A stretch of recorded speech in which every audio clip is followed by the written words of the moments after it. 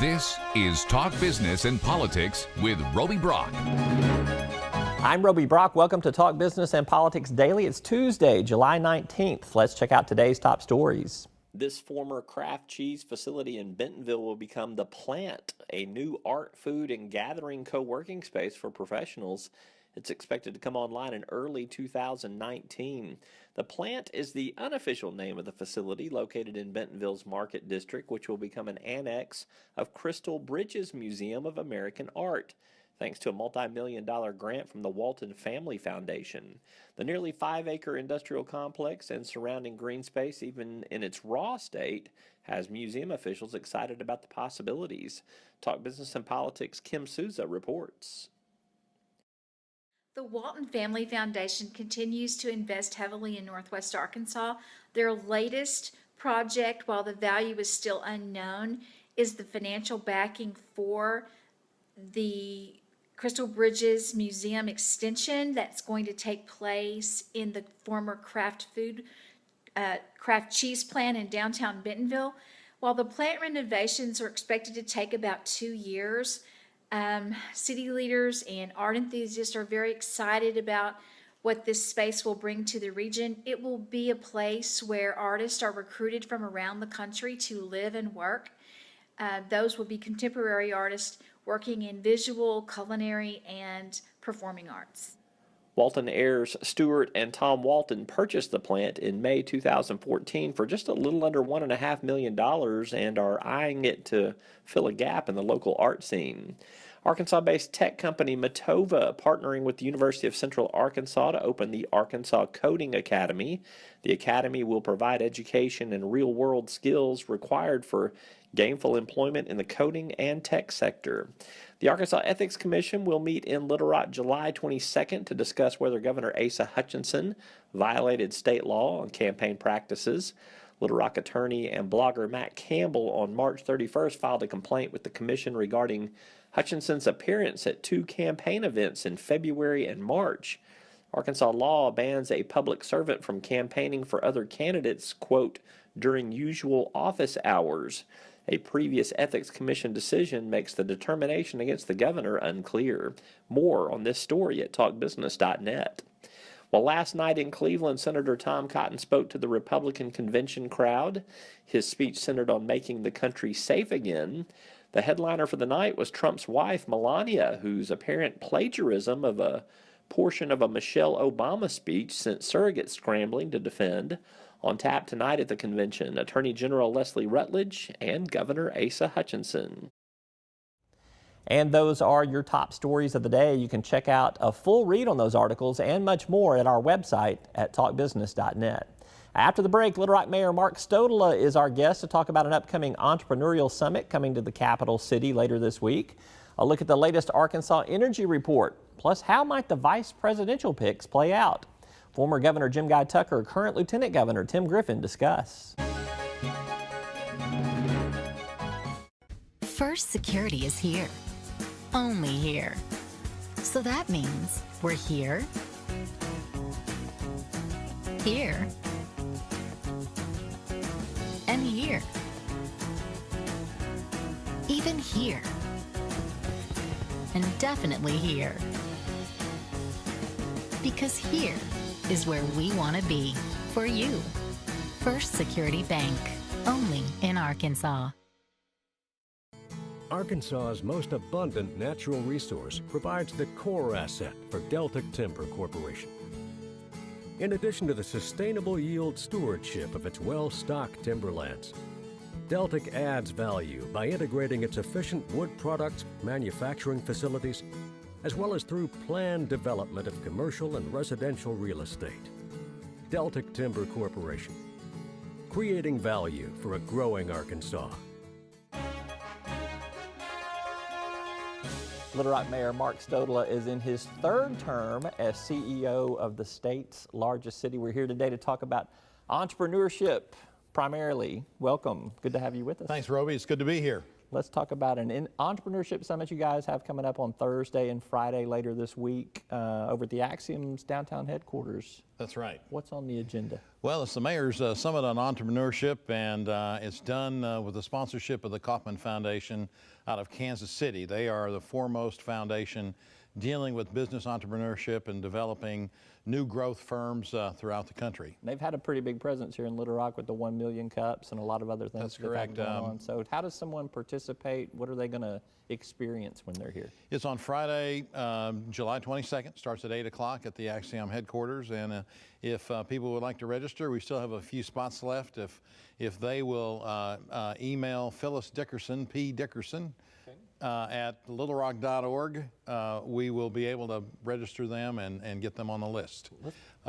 It's going to be an exciting day. We've got economic developers, we've got other mayors, we've got technology folks, we got entrepreneurs that are all going to come together and collaborate. And the Kauffman Foundation has been doing this with mayors. I've been up there 2 or 3 years now. To Kansas City. In Kansas City, and they're asking some of us to go and do these regional summits to really boost what they understand to be the real key engine for economic growth in cities around the country. Well, we've got a lot going on here. You got the Venture Center in downtown Little Rock, at the Little Rock Tech Park that hadn't come online yet, but is moving in that direction. You got the Innovation Hub just right over the river in North Little Rock. I don't want to discount, too, you have Innovate Arkansas, has been over there at Windrock for a number of years. What's the missing piece of the entrepreneurial pie, do you think? Well, you know, I think probably everybody would probably say getting the capital, the early investor capital that's necessary. You know, we've created a real environment here. I know right now with FIS we have the Financial Tech Accelerator going on. There are 10 firms from around the country and a couple from out of the country that are there. 3 or 4 of them are talking about moving here. Yeah, so got a big series I think that's that. exciting. You're gonna like it. Yeah, so. I like that a lot. And so, you know, my job is to boost and create the environment that makes people want to stay here. And so I'm excited about that. I think the ingredient, if we can figure out some of the early stage investment issues and educate people about this area, I think we're going to have a good shot to create our own unique niche. Yeah, so a couple of different entities that I mentioned there, they all kind of have a little bit of their own silo space. There's a little bit of overlap with some of them. The one that I really want to hear more about is the Tech Park, the Little Rock Tech Park there. What's going to be its space in the system there? What do you see what do you envision it being that's going to do different than what's happening in some of the other spaces?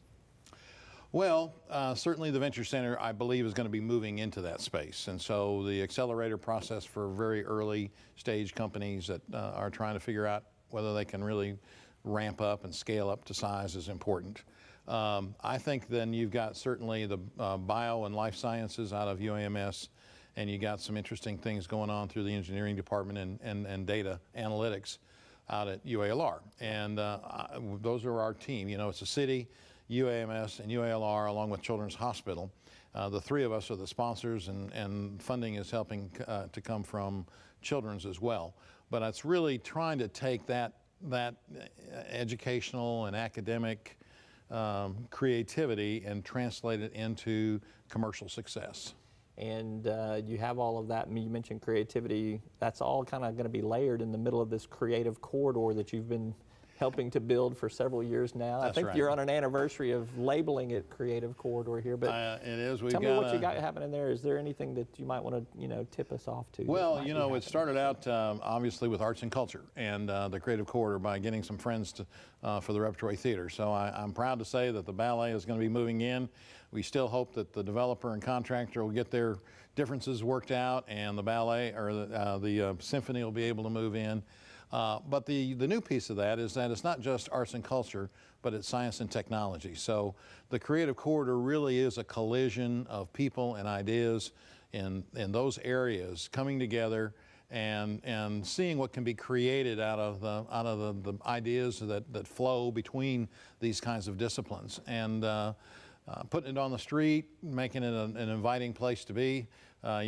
This television station right here, once upon a time wanted to move away, and now they want to stay down here, which I'm excited about, and I'm hoping we can get that worked out too. So is this the next big development stretch, or do you, because there's some other little tentacles sprinting off in different places. Well, what's the next big development stretch do you see for Little Rock? Well, of course, there's a redevelopment along Capitol Avenue. And a lot of talk about the financial quarter and working and reworking some of those big, large, vacant bank lobbies into some more creative space. And then I really think densifying off of Scott Street between the interstate all the way up to Markham is going to be very important as well, and there's lots of opportunity there for growth. So you're going to see that happen. More rooftops, more people living downtown, apartments coming online. I'm excited about it. All right. Mark Stodley is the Little Rock Mayor. The Entrepreneurship Summit is Thursday and Friday this coming week. There's a reception on Thursday evening at the Zen, the little wine bar that's close next door to the Hampton Inn and the Axiom headquarters. You think you can find that? I think I probably could. And then starting up on Friday morning. And then we go till about 3 o'clock, and we got 25 great speakers, people that are really been involved in this arena for quite some time. So I'm excited about what's going to happen, and we're gonna hit a home run. All right. Details at the City of Little Rock website as well as talkbusiness.net. Thank you very much. Appreciate you, Mayor. Thanks, Roby. All right. A quick break. We're back to look at the latest on the energy front in Arkansas. Plus, Donald Trump and Hillary Clinton, how might their vice president picks play with the electorate? Lieutenant Governor Tim Griffin, former Governor Jim Guy Tucker weigh in after this.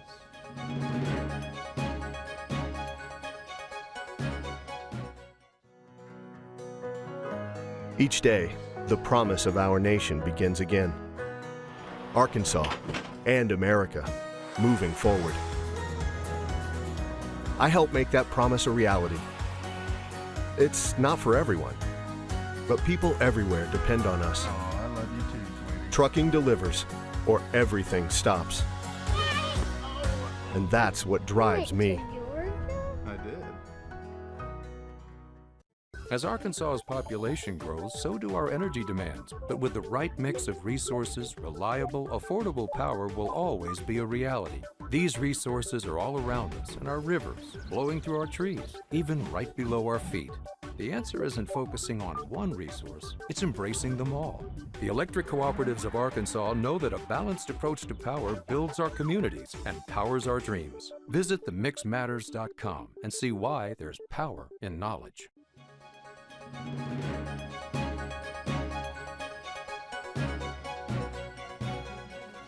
Pump prices, natural gas, and how to get it from the ground through the pipes and into your home, business, or car.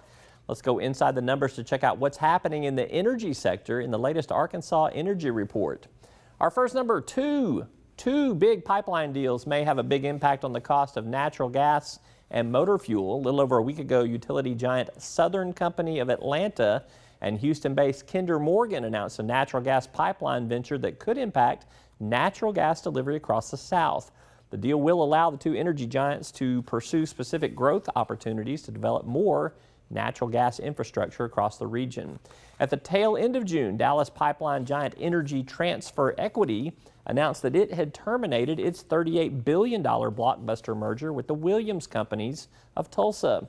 Federal regulators not too keen on the deal, saying it could impede some competition. 59%, that's how far natural gas tax collections have fallen in Arkansas in the last year. We've been monitoring closely for months the decline in natural gas activity in the Fayetteville shale play. New drilling has come to a virtual standstill, and the state ended its fiscal year with the lowest level of tax revenue from natural gas since 2009, just $31.8 million, down 59% from the previous year. Now that money is used in part for road construction and repairs.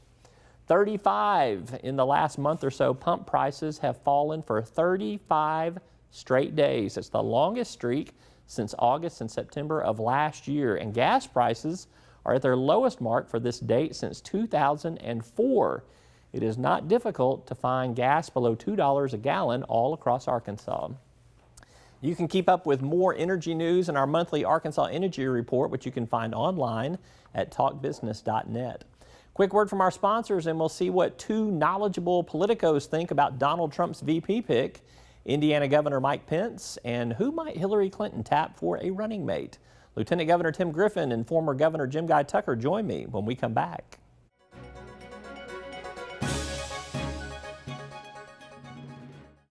Circuits turn on the lights by making a connection, by closing the loop. At Entergy, we believe our economy is circular too. What you put in comes back. So we invest billions in new infrastructure, which helps attract new industry, which helps create new jobs. We partner with local communities to electrify the economy. And together, we power life. Entergy. At Deltic Timber Corporation, we believe in the responsible creation of communities, in the development of neighborhoods that bring convenience and comfort to life, while respecting the beauty and delicacy of nature. Like the harmonious balance of environment and expansion found in the thriving communities of Chenal Valley and Chenal Downs in Little Rock, and Red Oak Ridge in Hot Springs. Because the best communities in the natural state are the ones that help keep it that way.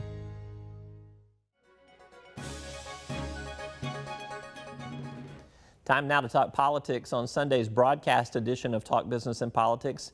I sat down with Lieutenant Governor Tim Griffin and former Governor Jim Guy Tucker. The two politicians from opposite sides of the aisle shared their thoughts on what a vice presidential candidate could do for the top of the ticket. All right, so we were talking earlier in the show about conventions and how they all play out in terms of this presidential process. Let's talk about the vice presidential pick. On Friday, we learned Mike Pence is going to be Donald Trump's running mate. Hillary Clinton still undecided. What's a vice president's role in an election cycle now? First, when you pick that vice president, do no harm. You definitely don't want to hurt your ticket by choosing that person. That's pretty obvious. But you also always, the history is to look for someone that fills in some of your gaps, that complements you, that strengthens you where you are weak or perceived to be weak. Now, that's not always the case. George W. Bush picked Dick Cheney from Wyoming, not exactly a swing state, right? But that's the general theory. I think that Pence, he ends up, looks like he is, in fact, be Donald Trump's running mate. I think he was chosen. I think there's a connection there, but also he's someone with real government experience in the Congress, real government experience as a governor, as an executive. He has bona fides with conservatives in our party. He's a serious, sort of even-keeled guy, and I think that a lot of that stuff, compliments, will help Donald Trump. He's very pro-Israel and known as pro-Israel in that community, which is important in a presidential race. So first, do no harm. He checks a lot of boxes. Yeah, he checks a lot of boxes. Yeah. That's right. What do you see in the vice presidential pick? Well, I agree with Tim's assessment that you first do no harm, and secondly, you try and do something that helps you carry not just a constituency, but the electoral votes in a given state. Mm-hmm. That's just practical politics. So there are swing states out there. Indiana, I don't know that qualifies as a swing state or not. I normally think of it as a Republican state, but it might help him in Ohio in some place. On the other hand, if you can assure carrying Virginia or Ohio or another state of that nature, Colorado perhaps, Florida, certainly Florida is a critical state. Anything that would carry one of those states, lock it up for a candidate would be excellent. Indiana won't do that for Trump. Right. So what would do it for Hillary would be the question, and I know she has studied this better than I can ever think about it, so we'll see what she does. That whole vetting process is crazy. Neither one of you guys were vetted. You're going to go on the record with me right now. We're not vetted. So there is kind of, I think for Hillary Clinton, who still is undecided on her running mate here, she's kind of got an electoral map strategy or a shore up a base strategy, and maybe somebody that could do both. But the names that are being floated out there, she was on the campaign trail this past week with Tim Kaine of Virginia. What do you think about him? That's a swing state. He's got Senate experience. He's pretty popular. I think he would be a good vice president, which is also of minimal, right. of maximal interest if, in fact, something horrible happens to the president. He meets the you do want no somebody harm. who can not only do no harm, but take care of this country. And Yeah. Tim and I are in total agreement on that. He apparently speaks a good bit of Spanish as well, and that may help with the Hispanic vote in the country.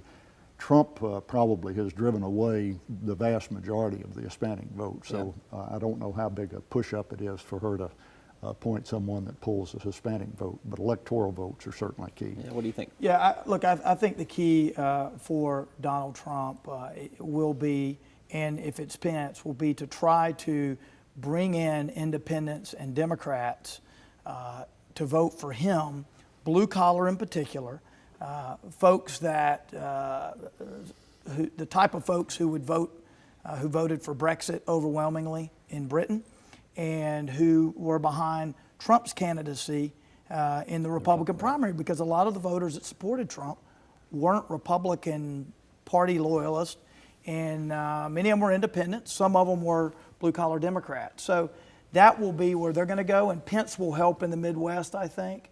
But he also could govern if he had to govern. And I've got a particular interest, and we both share this view too, I'm sure. The presidential race impacts the local legislative races. And so I hope Hillary, because she is essentially from Arkansas with all the time she's spent here, will select a vice presidential candidate that has very strong appeal in Arkansas and will help us with our state legislative candidates. She got some. The Democrats have some catching up to do from our latest round of polling there. Yeah, I've seen two polls in Arkansas. One was yours and one was another one, and both of them had Trump handily in the 50s and Hillary in the 30s. I think in Little Rock and certain pockets of Little Rock, some parts of where I live, and people feel like Hillary's their longtime friend from Arkansas. But I don't think if you travel the state, I don't think 75 counties, people don't feel that way. She's going to get hammered in Arkansas. It's not going to be close. Well, she's become a nationalized candidate is the core of that. So let's talk. We've got about 60 seconds left to wrap up here. Let's talk about the electoral math. Coming into the election, just on paper, the Democrats, I think you both would probably agree, have an electoral college advantage. The blue states outnumber the red states in terms of electoral votes. Give me, in 30 seconds, your candidate's path to victory. She's got to win what?